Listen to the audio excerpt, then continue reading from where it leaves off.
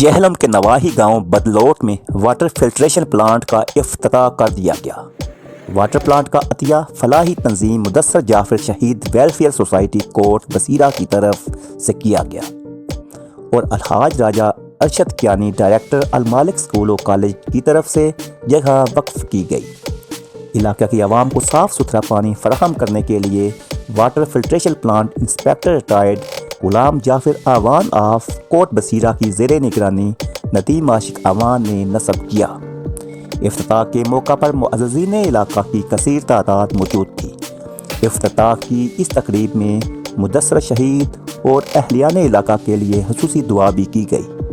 اس موقع پر اہلیان علاقہ نے خدمت خلق کی اس کاوش کو خوب سراہا اور اس صدقہ جاریہ پر انسپیکٹر ریٹائرڈ غلام جعفر اعوان اور مدثر جعفر شہید ویلفیئر سوسائٹی کو خراج تحسین پیش کیا۔